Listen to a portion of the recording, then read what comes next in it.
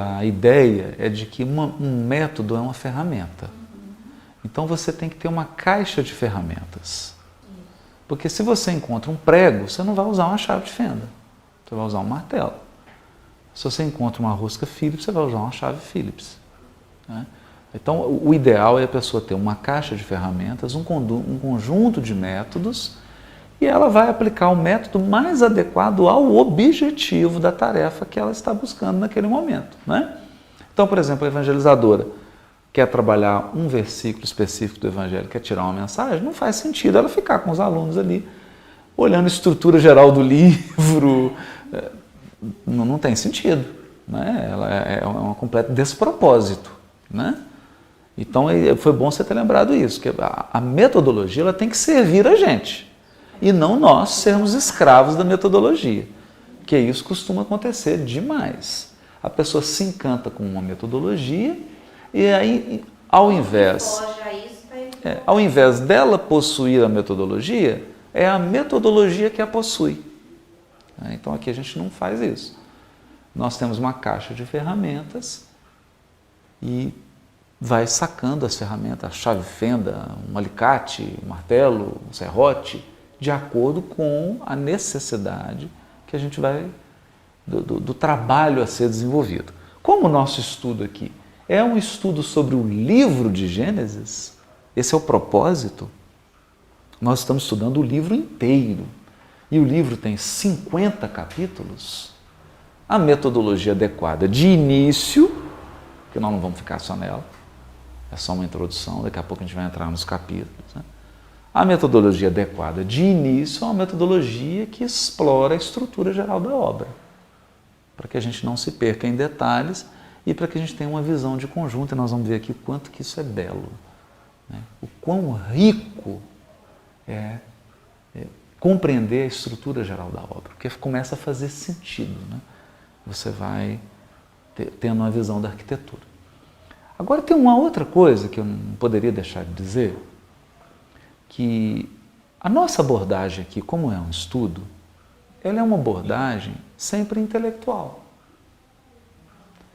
E o texto bíblico, ele não pode, do Novo Testamento ou do Velho Testamento, ele não pode ser abordado apenas pelo intelecto. Né? Uma abordagem completa do texto bíblico, ela tem que levar em conta aspectos emocionais e aspectos espirituais. Ou seja, a mensagem ela precisa ser sentida e ela precisa ser vivenciada. Mas, se ela não for conhecida, como é que você vai viver algo que você não conhece? Como é que você vai trazer para a sua experiência prática algo que você sequer tem ideia do que se trata? Então, o nosso trabalho aqui, é bom deixar claro, é um trabalho só introdutório. Por mais que a gente estude o livro de Gênesis aqui, há um trabalho que é individual de cada um de nós, que é se conectar, se colocar na mensagem para poder vivenciá-la, ter uma relação emocional com a mensagem, deixar a mensagem passar pelo sentimento, viver a mensagem no dia a dia, experimentá-la como uma experiência de vida, fazer a sua própria experiência, mas naturalmente isso nós não podemos ajudar. Então essa experiência pessoal, individual e intransferível ela tem que ser feita. Aqui nós damos na verdade o primeiro passo.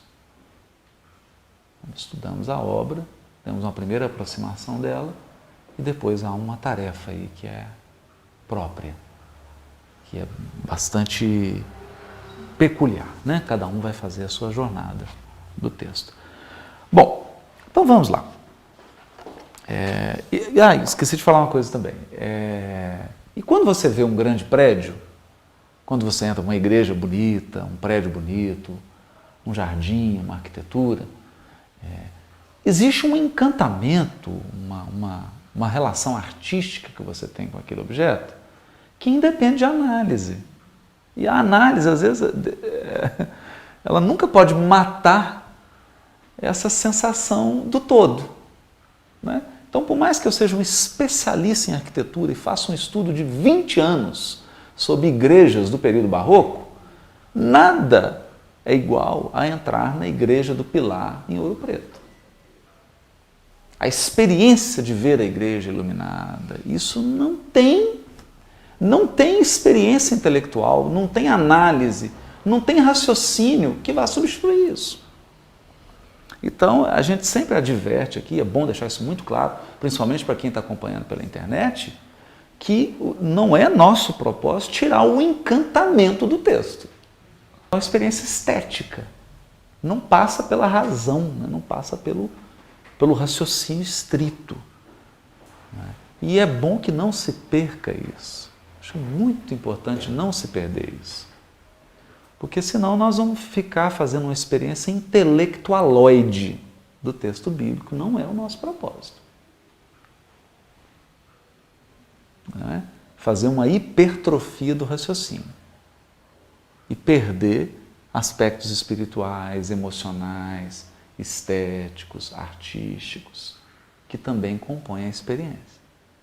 Então, se nós temos 5 sentidos, se Deus nos deu 5 sentidos para fazer a experiência terrena, nós não podemos imaginar que apenas com o sentido intelectual e da razão nós vamos tirar todo o perfume, nós vamos extrair toda a beleza que está num livro bíblico.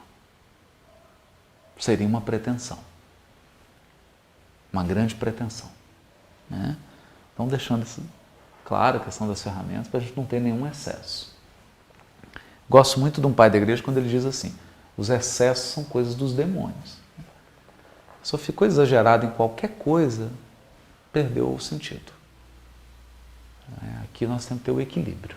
Tudo com muito equilíbrio, tudo. Mas vamos lá, para a estrutura.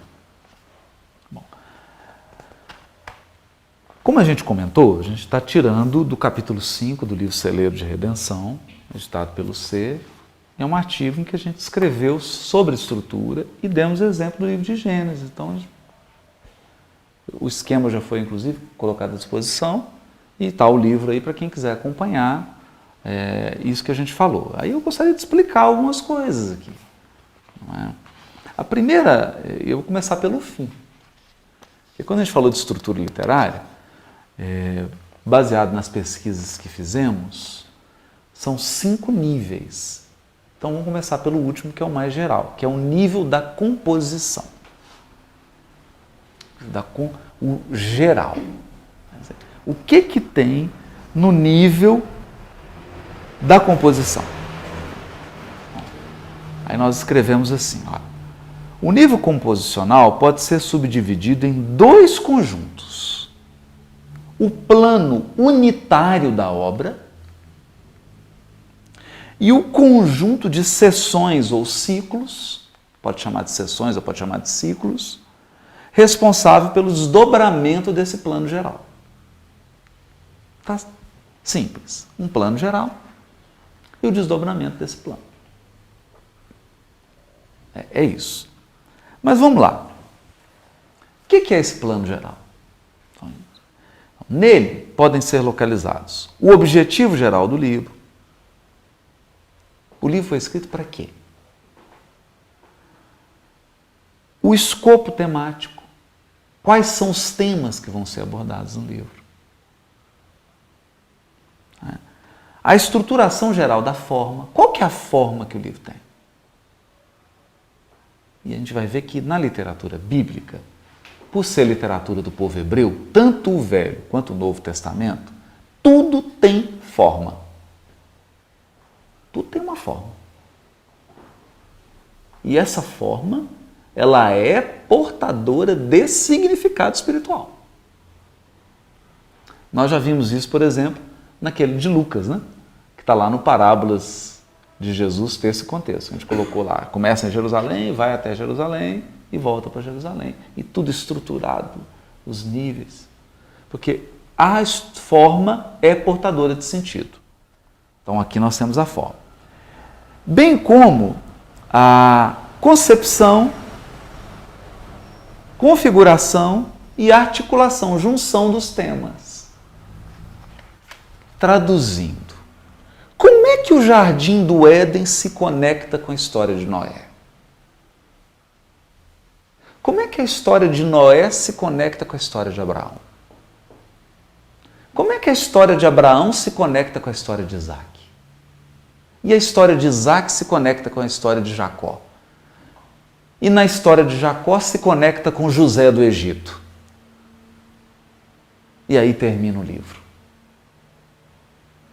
Isso é articulação. É como esses grandes trechos se juntam uns aos outros. Como é que eles se conectam? Porque a primeira impressão que a pessoa leiga tem, quem está começando a ler o texto, é que não tem nenhuma ligação. A impressão é que o autor bíblico jogou para cima um tanto de tema, caiu, ele juntou e do jeito que caiu está juntado. Mas não é isso. Não é isso. Está tudo conectado artesanalmente. É um artesanato lindo, muito bonito. Então, nesse nível geral da obra, a gente observa isso, que é o nível da composição. Como é que as coisas estão conectadas? Quantas partes tem? É composto de quê? Como é que isso juntou? Qual que é o plano geral? Então aqui vale dizer que a temática geral, o plano geral da obra, nós já falamos, já foi trabalhado aqui. Você tem uma estrutura temática que é criação, aliança, não é? Exílio, êxodo, redenção. Então, tá aí o fio condutor. Tudo vai juntar e formar um todo, baseado nessa temática. E o propósito do livro de Gênesis, o objetivo geral do livro de Gênesis, nós podemos resumir sem querer esgotar, que a ideia aqui não é esgotar nem ser reducionista, mas apenas selecionar o essencial. Primeiro objetivo do livro de Gênesis: há um Deus criador do cosmos. Então, primeiro objetivo da obra. A obra quer mostrar que a criação é um cosmos. Ou seja, a criação é ordem. Ela é ordenada. Tudo tem o seu lugar. Cada coisa tem o seu papel. Cada elemento tem a sua função. E essas funções, esses papéis, estão em uma hierarquia. Tem coisas que são mais importantes, que coordenam outras que são menos importantes. Menos importantes no sentido de complexidade. Então, por exemplo, dos seres vivos, o homem, no relato de Gênesis, é o mais complexo. Por isso ele coordena, ele domina todos os outros seres vivos. Há uma ordem. O livro dos Espíritos vai se referir a essa ordem quando fala do objetivo da encarnação. Tem essa pergunta lá, não é?